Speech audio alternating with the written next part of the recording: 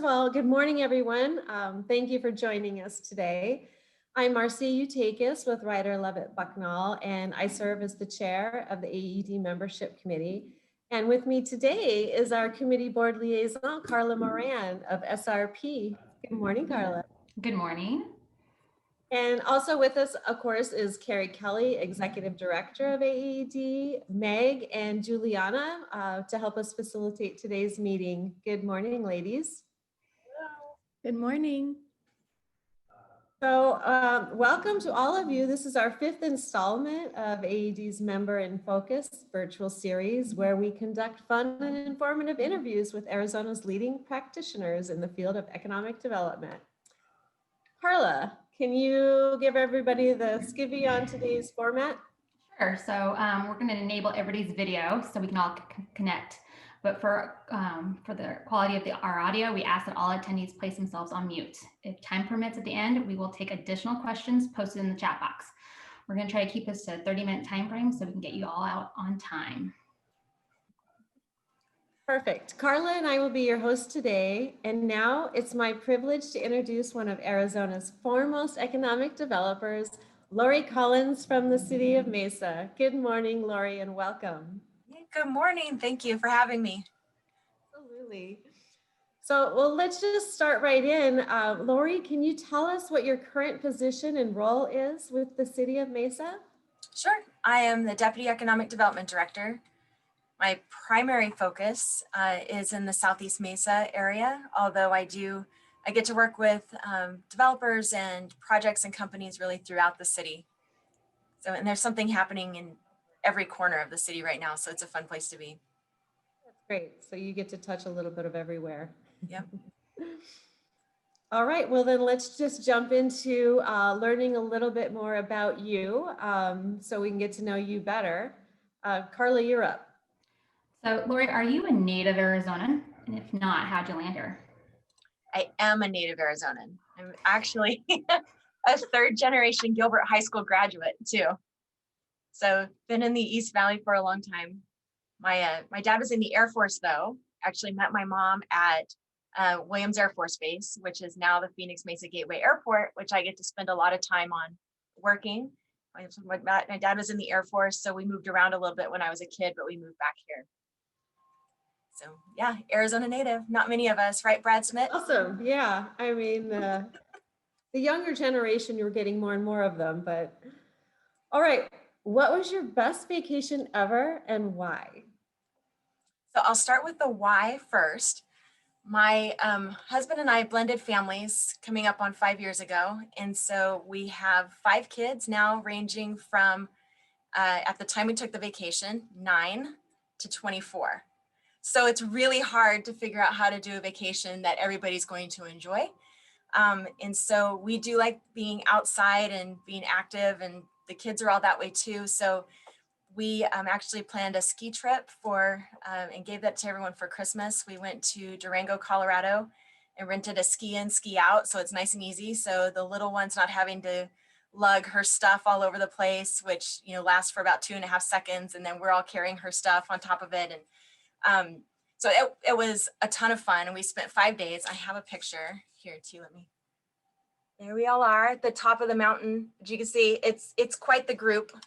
And we actually got to bring my oldest stepson's girlfriend at the time. They actually just got married a few weeks ago. So she's in the photo too, but it was fun to get to know her and get to see all of them having so much fun and interacting, and, you know, a point where the older kids could break off a little bit and go do their thing. And, you know, it was a great vacation, very relaxing. So what show are you binge, or what was your last show that you binge watched? The last show I binge watched was Yellowstone, the one with Kevin Costner. It's set in Montana.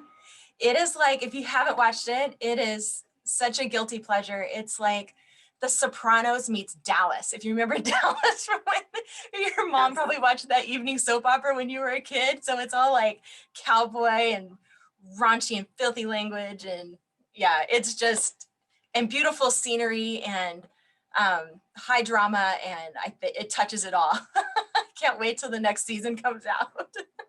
Now, did you find your husband enjoyed that one too, or just you? Oh, no. No, in fact, when he would come in, I'd have to pause it and just wait for him to leave because I know he'd have some comment to say. He doesn't get the whole Kevin Costner thing. He doesn't, it's lost on him.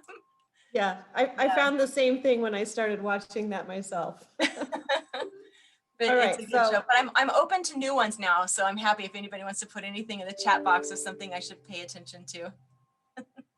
yes, all of us could use that, right? All right, well, thank you for that, Lori. Now we've reached the part of the interview where we get to learn about your work. So let's start with a few questions about your career. Can you tell us a little bit about your current role and your focus in economic development and how lucky you are to work with me and Brad all the time? I do think I am lucky to work with you guys. I shared a little bit about what I do right now. So I get to cover a lot of ground in Mesa. I do spend a good portion of my time though in the southeast portion of the city because that's where a lot of our growth is taking place. There in the Phoenix Mesa Gateway Airport area is just booming like crazy. In spite of COVID, there's still a lot of development taking place. You're seeing a lot of their passenger activity come back. But I also get to work with great people like Kim Graham, who's on the phone, who's one of our outstanding project managers. And you're right, because I have worked in Greater Phoenix for so long, I built a great relationship with Brad at GPEC and really do rely on Carla for a lot of things to get stuff done. So it's just fun working with a lot of our existing businesses as well as welcoming new businesses who are looking at expanding into the area. And no day's the same. So it's hard to put your finger on exactly what it is that you do every day, but I can't imagine not doing economic development. That's awesome. It's nice to do a little something different every day, so it's not the same. Yeah. Okay, Lori, what inspired you to pursue the career you have today? I kind of fell backwards into economic development back in 2001. So I have a marketing communication background. I'd been working for a nonprofit and spotted a job posting, like I said, like in 2001 for a marketing specialist for the city of Mesa. So I interviewed for that role, really didn't have much of an idea what economic development was, but I knew I could tell a story and I liked marketing. And to me, that's really what economic development is product marketing and product improvement. And so over the years, I've been able to make some sense out of it. I did get away from it for a little bit and was the marketing director for a commercial real estate firm. And but the pull of economic development kind of drew me back. I had the chance, I swore off the public sector and after I left Mesa. So I worked in Mesa twice now, so 2001 to 2004.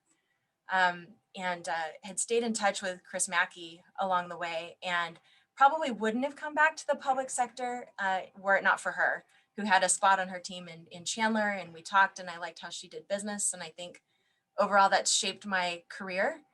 And you know, it certainly helped my approach and I think tenacity and desire to win and and really make our community the place that I grew up in a better place. So what's the best advice that you would give to someone just starting off in ED? I would say sometimes I feel like you sometimes put some pressure on yourself to understand every new technology and every industry, and that's just impossible to do. I mean, we're generalists. So I would say don't feel compelled to try to understand it, just be endlessly fascinated by new things and then apply your own sensibility to that. So you know what needs to take place in order for that story to match up for a company to really thrive or a company to locate here. Nobody else can tell that story better than you. So figure out how you use your own strengths, your community's strengths, and how they may measure up. But you don't have to be an expert in everything. Just be likable, right, Janine? Janine gives that advice. Be likable and be interested, and try to leave people feeling like there's solutions to be had. I think that's great advice. Okay, can you tell us about a cool industry, business, or event within your community that we might not already know about? Sure, I'd love to tell you a little bit about Skybridge, Arizona, which is a 300+ acre master development at Phoenix Mesa Gateway Airport. They are under construction right now with one of their hangar buildings. It's 82,000 square feet. They just delivered a 52,000 square foot general industrial building. But it's more than just an industrial park that's being developed at Mesa Gateway Airport. They actually have a first of its kind pilot program right now called the Unified Cargo Processing Facility that allows companies to clear both US and Mexican customs in the same place on Gateway Airport. So Skybridge was the successful proposer for this master development on the west side, the southwest side of Phoenix Mesa Gateway Airport.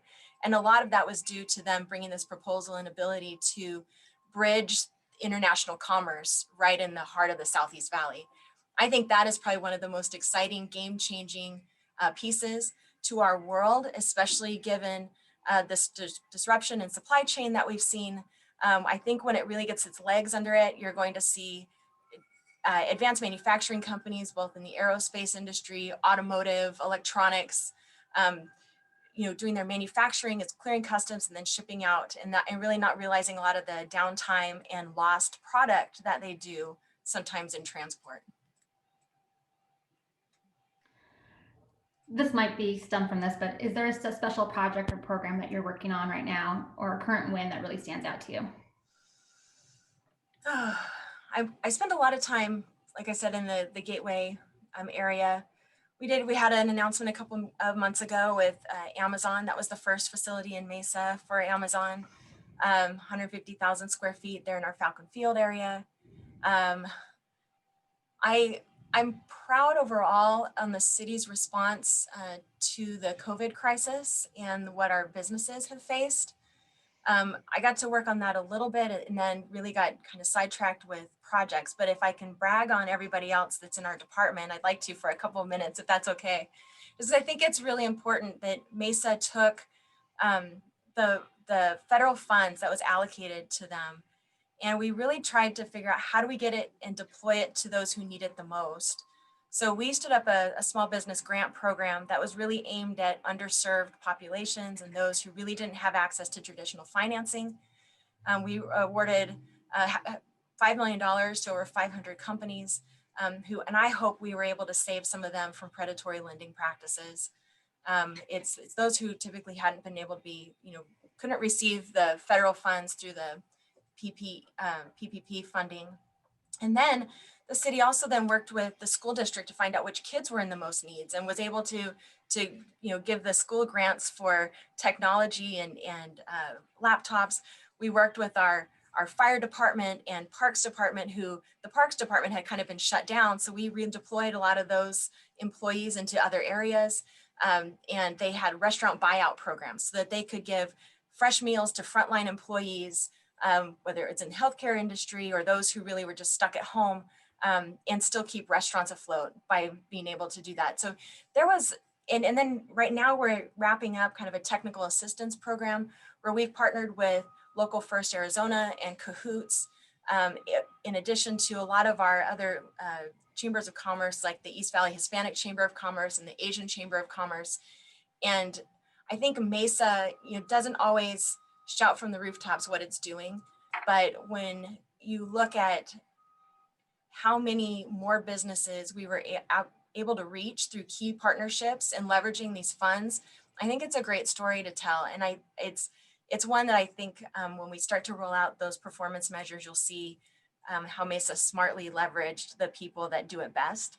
We would still be chasing our tail if we were trying to figure out how we could serve small businesses directly, but we gave those funds and just empowered those people who do that on a daily basis, to make that happen. So I'm not as involved with that piece as I have been in the past, but I watch it happen every day all around me, and I'm proud to be a part of it. I'm glad that you had a chance to share with us that, how you guys were able to help those in your community. It was really great to hear. Yeah, and that's just scratching the surface. That's on the business side. There's a whole residential side where it really was very impressive. We called it Mesa Cares.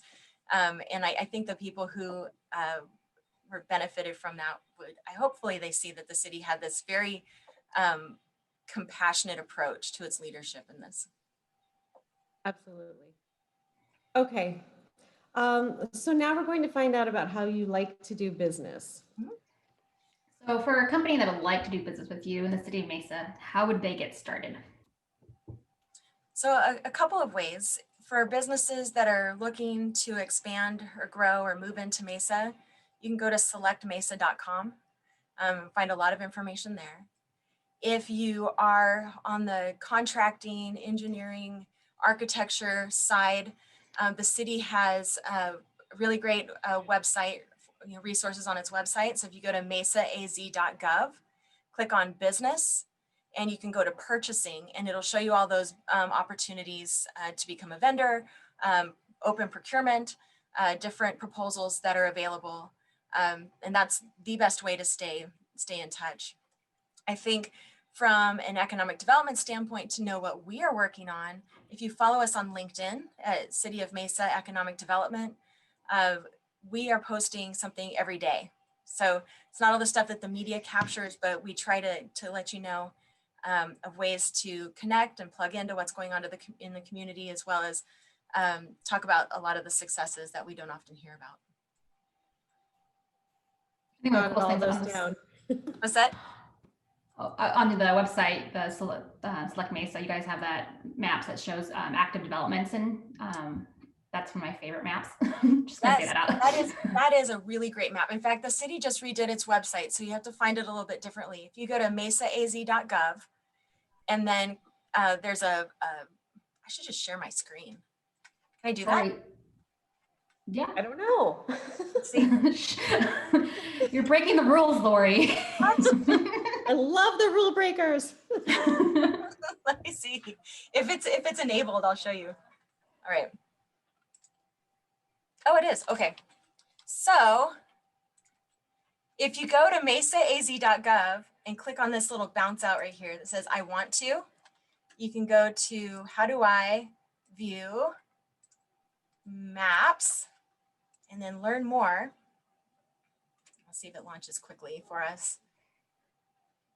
But you're right, Carla, this is the coolest, most useful tool I think that we have. Yes. So you can click on active development sites, and it walks you through every project that's going through planning and what stage it's in. So you can see things that are pending the planning process, site plan or zoning approved, what's in construction and building plan review, and you can even mouse over those and it gives you more information.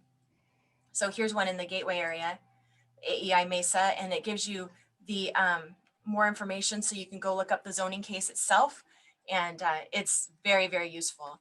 When the permits has been issued and then the construction that's complete, so you can get even more detailed information. So it's a really useful tool.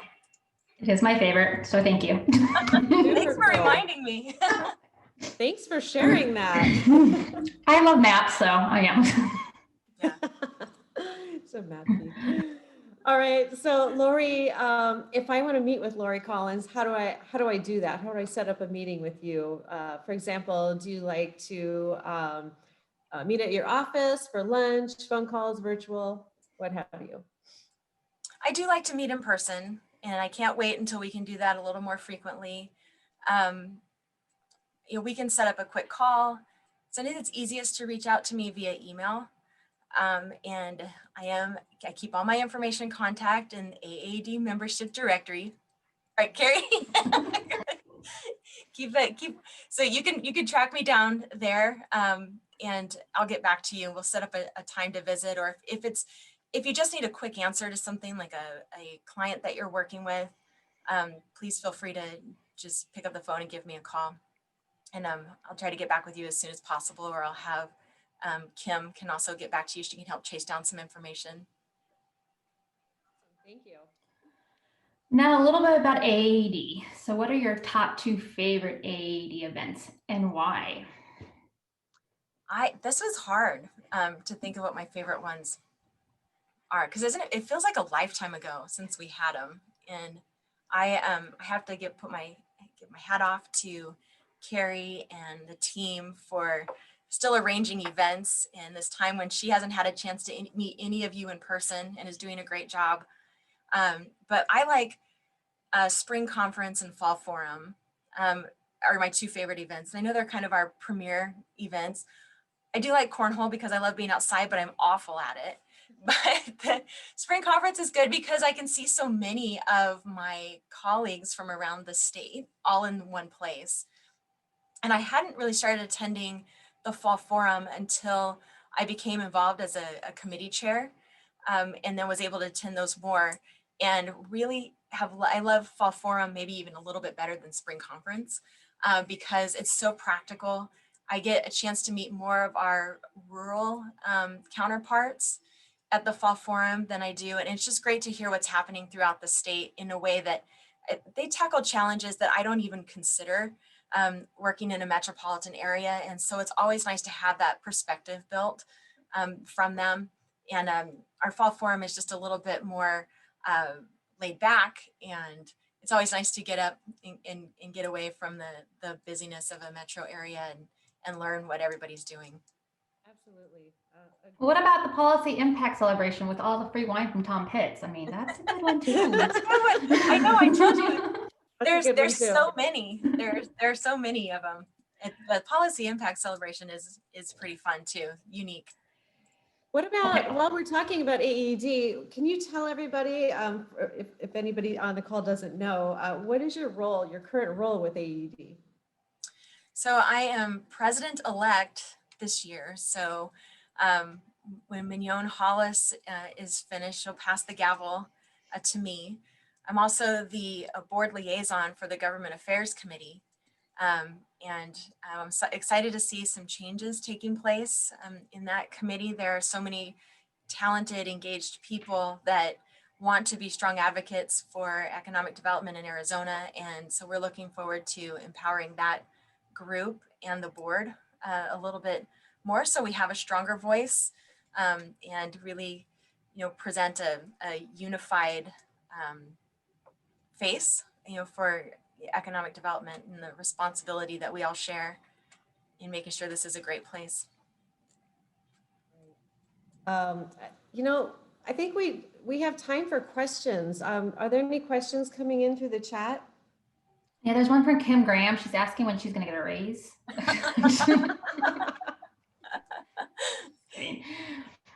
You did spend time at GPEC a long time ago, and City of Chandler. You're at the airport. Mm-hmm. How has your experience at the airport now helped you, and your experience from GPEC help you now as you move forward into your career? Yeah, so I did. I actually shared a wall with Brad. So you could always tell when Brad was on the phone, because I think he was putting against the wall to get here. And I had David Valenzuela on the other side. So that was a fun group to work with. But I did work for City of Chandler. I started as economic development specialist. A lot of the municipalities, though, have very flat organizations. And so if you want to move up, like in Chandler, the way that framework was, it was either economic development specialist or economic development director. And, and there wasn't a whole lot of movement and a lot of places for me to grow professionally. Our city manager made a decision at that point to move Chandler Airport into economic development. It was just coming out of we were right in the heart of the recession, about 2012. And they wanted to position that air park area to capture as much private investment as possible when the economy turned around. So, and there's some tension out at the airport with a lot of the tenants and current management that was there. So I agreed to go out to the airport as the airport administrator, focused on economic development, but really had to learn to rely on the airport operations staff and their talent and knowing what they do. And the only reason that I took that step out was for the chance for a new opportunity, but it gave me a chance to supervise a larger team and gave me exposure to the way that federal grants work through the FAA, what downward pressure from federal agencies like that is like, and also how to work those municipal budgets, both with the grant and general fund activities, as well as enterprise fund from the airport. And I wouldn't have had that opportunity to learn all that had I not gone out to Chandler Municipal Airport. That was a fun place, but still at my heart, I wanted to really be involved in economic development projects. But I think it really has helped pave the way for how I interact with Falcon Field Airport, as well as Phoenix Mesa Gateway Airport, and just understanding what their ultimate goals are, and how it relates to economic development, but how they are also responsible for operating a safe flying environment that meets the needs of multiple publics. They have passenger service, as well as flight training, as well as the military, and they serve a very interesting master with the FAA. And it looks like we have another question from Mark Valenzuela. What's the secret to a perfect site visit? Ooh, that's a good question. Having Brad Smith and Carla Morano. No. That's a I'm good gonna pay you question. later. Yeah, Or Brad will pay you later. I think the secret to a perfect site visit is doing it in March, because we've all stood out and melted on a site at one point or another. But in seriousness, really trying to understand what the client's goals are before you get out there. And if you don't understand, giving them chance to talk as much as possible instead of being the one that try to communicate all the answers before you even know what the questions are. So trying to understand the client's perspective, I think, is what makes a key site visit. I have a good one for you. Oh, sorry, Marcy. Okay. No, go ahead. What's your plans during your AAD presidency? You've accomplished a lot in your career. What advice would you give to other professionals that are continuing their career growth too, as you? So there are two questions. Sorry, I read both of them together. Okay, let's see. What advice would I give to people who are want to further their career? Is that what you said? We'll start with the plans for your AAD presidency. We Big just, sigh. no. It's because I think we've had a lot of people, it always felt like, presidents were coming in with a lot of big new ideas, and the organization kind of felt sometimes like it was swinging in the wind and would accomplish a lot in 1 year, and then it would kind of move over again. And we've worked really hard as a board to develop a strategic plan that looks out for 3 years. And COVID has been interesting in changing all of that too. And what I think I would like to work on is furthering that strategic plan. How, if we can set a universal understanding through the board and our membership of what advocate looks like, increasing opportunities for collaboration where our service provider members feel like they're getting the most out of their membership as well, and would love to just see us keep moving ahead and get more industry involved as well, from not just from a sponsorship standpoint, but their voice is important at the table too. So actual company representatives, those who are from different industries. So I know that sounds like those are all new things, but they really are all included in our in our strategic plan. But I have talked to a lot of people, in my time as the board, and feel like really integrating our service providers is important. I know all of you are important to what I do every day. I call on a lot of people just asking for advice and seeking input on engineering and construction and all kinds of things. And I guess I'd like to encourage all of our practitioner members to figure out how to do the same and who to tap into that way. Well, that's great advice. I wish it wasn't 10:30, but it is, because I think we could have gone on for quite a bit more. So, well, we've come to the end of our program. So thank you so much, Lori, for being our guest today. We enjoyed spending time with you and getting to know a little bit more about you. Thanks for having me. This is fun. It's good to see everybody. And we'll work on the 4 conference for you, Brad. Oh, yeah. 4 conferences, 4 golf tournaments, 4 wine tastings. Perfect. More golf, more conferences. It'd be awesome. No one's complaining. No one's complaining. Yeah, this is shaping up.